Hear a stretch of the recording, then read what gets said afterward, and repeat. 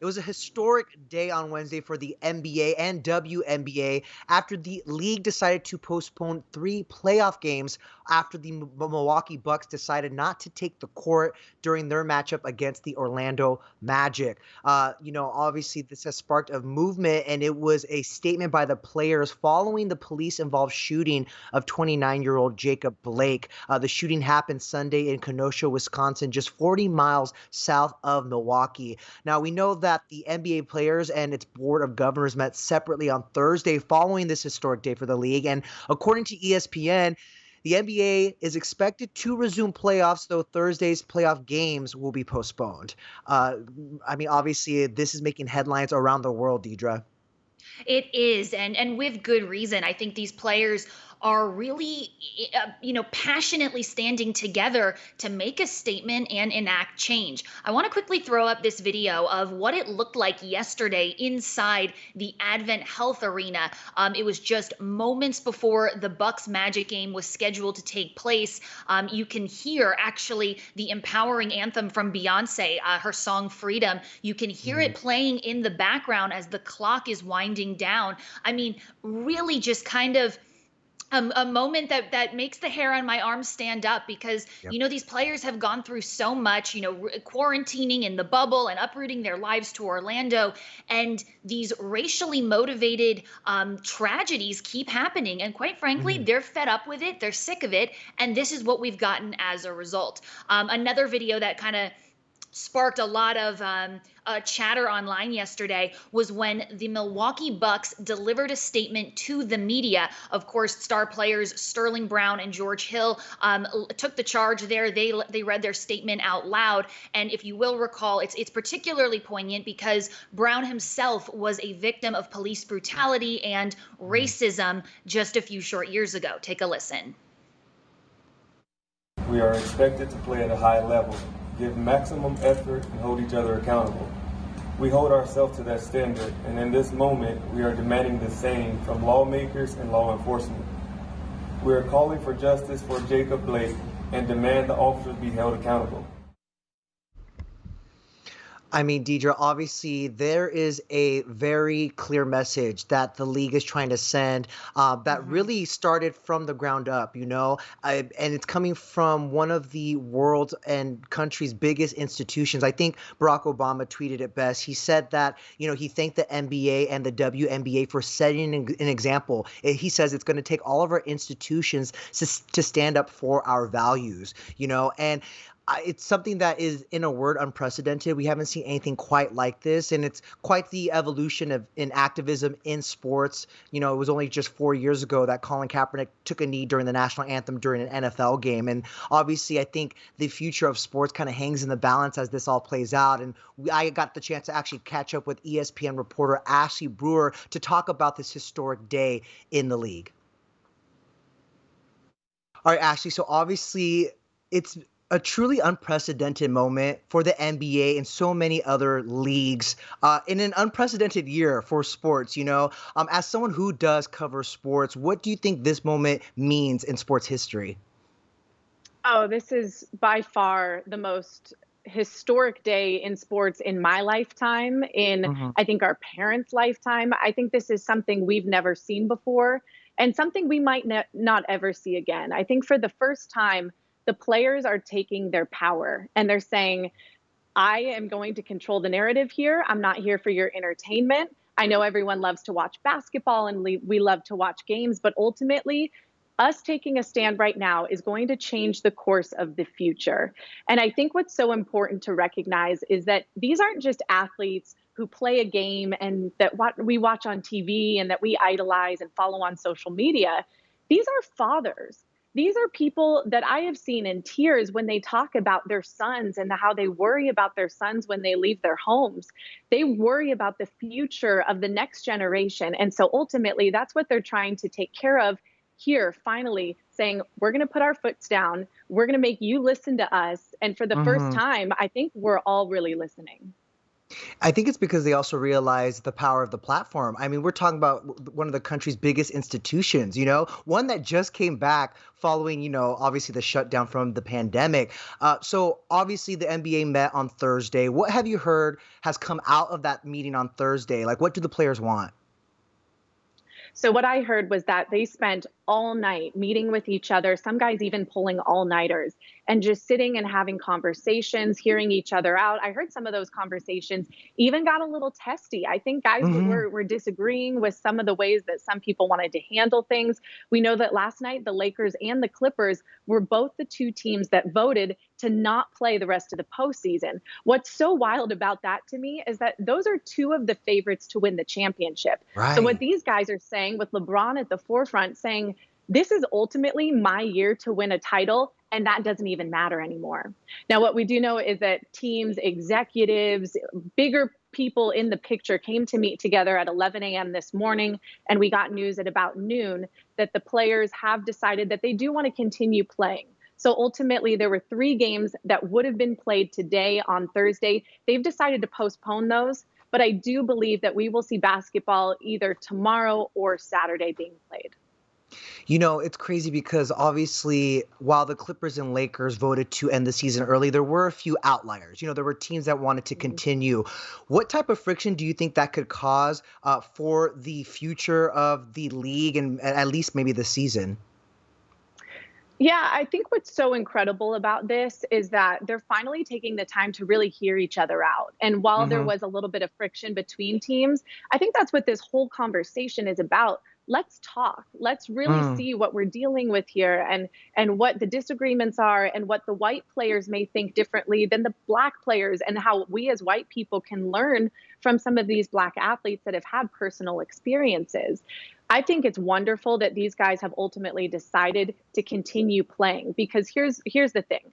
These guys traveled all the way to Orlando to be in a bubble together. This is no vacation. They left their big fancy mansions to go stay in right. a hotel and to ultimately play. And as much as these guys want to win games and win championships, they said just as important to us is to talk about Black Lives Matter and to talk about social injustice. That's just as important to these guys as winning a title. And that's what they're doing right now. They're like, listen, we have this issue happen this week, and that's it. We are not going to continue playing because this now takes precedence over playing basketball. So it's a wonderful thing that now I think they can use their platforms by still being in the bubble, coming together, making change. I know right now they're contacting the Wisconsin government. I know they're in contact with the attorney general. They're actually walking the walk. They're not just talking about it anymore. And it's a message and a sentiment that's being shared with other leagues as well. It's prompting action from the WNBA, the MLB, the MLS, and even Naomi Osaka, one of the highest paid women in tennis, decided that she was going to bow out from her next match. So, do we expect more games to be canceled today or the rest of this week? Well, I think the NBA now leads the conversation. They Yeah. today decided that we do want to continue playing. So now that I think they have set the example of, here, we're going to talk about it and we're going to make sure that this is handled to the best of our ability, I think the other leagues will then follow suit. And that I Yeah. think baseball games may or may not be played today, but I think that they will ultimately resume. I think hockey playoffs will continue to go on. I love that Naomi Osaka, who is a 2-time major champion, decided, you know what? I have a lot to lose, but I'm going to do Mm. it anyway. I mean, that was a huge step for her to take in her young and very bright career.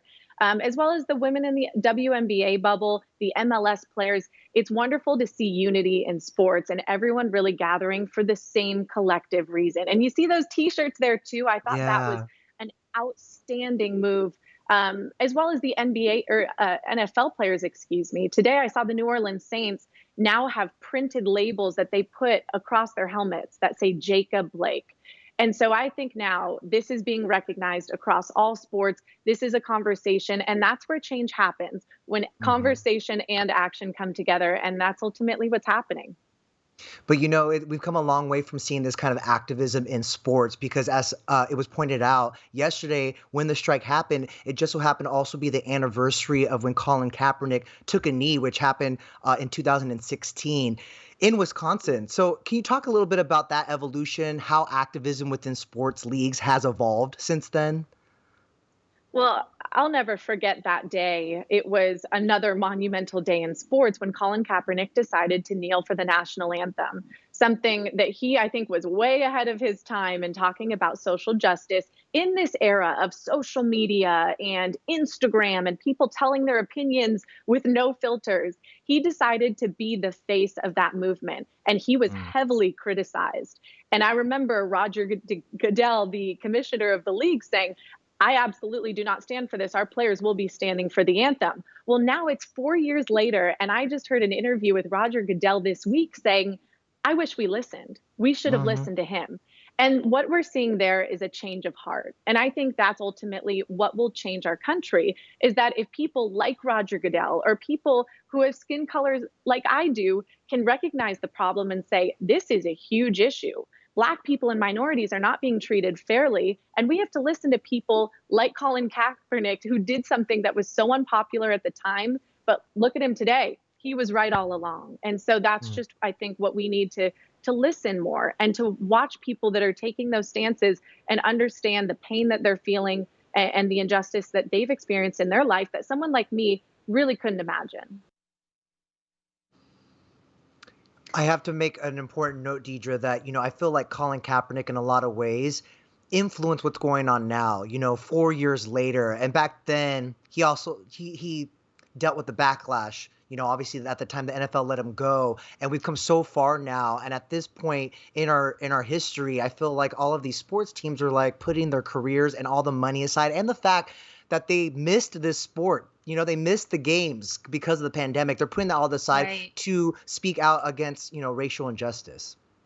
I mean, beautifully put, Denny. It's so true, and I know Ashley touched on that before you're a basketball player or any athlete of any variety, you're a human. You're a father, Hmm. you're a mother. It doesn't matter. You're a human being. And as long as these atrocities are happening, these players are rising. They're saying we can put all the superfluous stuff to the side. We got to talk about what really matters. And a guy who is doing that so beautifully and so passionately is LeBron James. Now, of course, Hmm. LeBron is a Laker, one of the two teams, the Lakers and the Clippers, who voted to end the season early.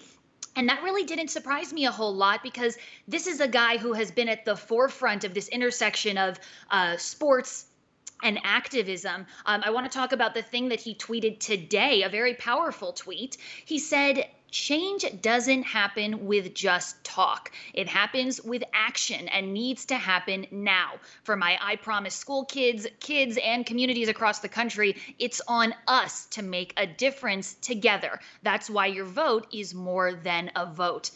Now, of course, he's referencing the initiative that he launched, which is so important, of course, encouraging everybody to get out and have a fair opportunity to cast their vote and have their Hmm. voices be heard. He's pushing for more poll workers and the need to keep polling stations open, especially in Black electoral districts. I think the work that he's doing as perhaps the most notable member of the NBA, certainly a Hmm. massive superstar, not even just in the NBA, in the whole world of sports. He's setting a really high precedent. And a lot of the newer athletes, or just really anybody who has looked up to him, is seeing that he, like a guy like LeBron, who, like Ashley mentioned, was excited to possibly grab the championship this year.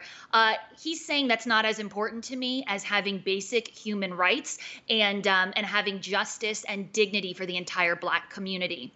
Now, another person who I want to shift our focus to is Hmm. Detroit Pistons star Blake Griffin. So, unfortunately, the Pistons did not advance to the point in the season restart where they did not travel to Orlando. But I had a moment to catch up with Blake earlier this month, and he kind of outlined, even though we're not there, here's what I would have done if I was in the position to possibly take a knee during the national anthem and show my respect for the Black Lives Matter movement, but not just as a human, as a team. Take a listen. I think however guys want to express their support, I mean, should be okay. I think one thing that basketball really did, because we saw it happen with football first, and our season started a little later back when this was sort of a bigger topic, was, you know, teams wanted to do something together. And I think that's really powerful too. But I'm really proud, and I'm biased, you know, obviously as an NBA player. I think the NBA does a really good job of sort of leading that charge. And, you know, they've done a great job of giving players a voice. You know, you have to commend these players who are taking a stand for what they believe in, you know, because it's not about sports anymore. You know, there's a true human rights issue here. And the NBA and the WNBA, I mean, this strike is really inspiring a movement with other sports leagues. You know, I mentioned in that interview with Ashley, we've seen it in baseball, we've seen it in soccer, we've seen it with Naomi Osaka in tennis. But also, we're seeing this moment also inspire people in front of the camera like us, including inside the NBA host Kenny Smith. Watch this moment.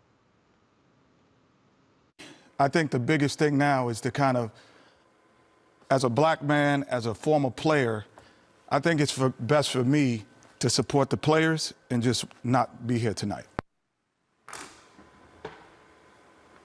And figure out what happens after that. You know, I just don't feel equipped to do that. And I respect that. You can hear Kenny's colleague there. Right. I was going to say, you can hear Kenny's colleague there say, I respect that. You know, it's not an easy decision to walk away from your job like that, like so many sports teams are doing. But I think one thing we can all agree on here is, you know, for those who have chosen to ignore what's going on in this country with police brutality, systemic police brutality against black people, you know, people who are ignoring the Black Lives Matter movement, I think because of this strike this week, they have their attention now.